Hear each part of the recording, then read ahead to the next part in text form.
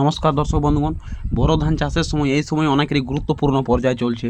তো এই সময় একটি অতি গুরুত্বপূর্ণ ভিডিও, সব থেকে ধান চাষের ক্ষেত্রে গুরুত্বপূর্ণ একটা সতর্কতামূলক ভিডিও নিয়ে আপনাদের সামনে আজকে আলোচনার পর্বে হাজির হয়েছি। ভিডিওটি অবশ্যই প্রথম থেকে শেষ পর্যন্ত অবশ্যই দেখতে থাকুন এবং ভিডিওতে অবশ্যই লাইক করে চ্যানেলকে সাবস্ক্রাইব করে আমাদের পাশে যুক্ত থাকুন।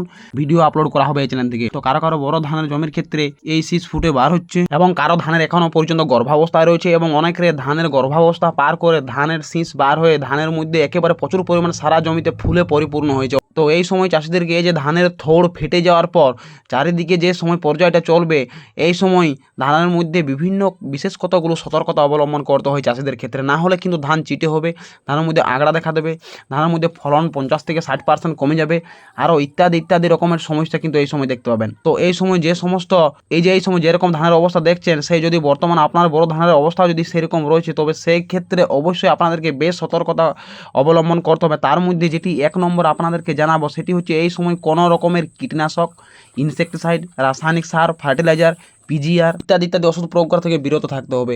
কোনো মতে এই সময় কোনো কিছু প্রয়োগ করা যাবে না। এই সময় বেশ কয়েকদিন একেবারে ধানের একেবারে যে অবস্থায় রয়েছে সেই সময় তাকে তার নিজের মতো কাজ করতে দিতে হবে। এই সময় তাদের বিভিন্ন একটি বিশেষ অবস্থা চলছে, এই অবস্থায় তাদেরকে ডিস্টারবেশনে নিয়ে যাওয়া যাবে না, নাহলে কিন্তু আপনার ধান আগড়া হয়ে যেতে পারে, চিটা হয়ে যেতে পারে। এবং 2 নম্বরে যে বিশেষ পরিচর্যার কথাটা বলবো সেটা হচ্ছে বড় ধানের গাছের গোড়ায় অবশ্যই আপনাদেরকে মিনিমাম 2 ইঞ্চির উপরে জল রাখতে হবে, কারণ এই সময় ধান গাছকে হাইড্রেট রাখতে হবে। এই সময় গাছ প্রচুর পরিমাণে মাটি থেকে শিকড়ের মাধ্যমে খনিজ মৌল এবং তার সাথে সাথে জল শোষণ করে থাকে মাটি থেকে। তাই এই সময় জল মাটিতে না থাকলে বিশেষ অসুবিধায় পড়ে যাবে বড় ধান। এমনিতেই গ্রীষ্মকালের আবহাওয়া চলছে। এবং 3 নম্বরে যে বিশেষ কথাটি বলবো সেটা হচ্ছে হঠাৎ প্রচুর পরিমাণে ব্লাস্ট, পেনিকেল ব্লাস্ট, পাতায় ব্লাস্ট, গাছের মধ্যে বিভিন্ন যে ছত্রাকজনিত সমস্যা হঠাৎ যদি এমার্জেন্সি বশত দেখতে পাওয়া যায়, তবে সেক্ষেত্রে আপনাদেরকে একেবারে কড়া গ্রুপের ফাঙ্গিসাইড কোনো মতোই প্রয়োগ করা যাবে না। সেক্ষেত্রে আপনাদের এমার্জেন্সি বশত নর্মাল গ্রুপের ফাঙ্গিসাইডগুলো প্রয়োগ করতে পারেন। সেই ফাঙ্গিসাইডগুলো অবশ্যই কাজে দিবে।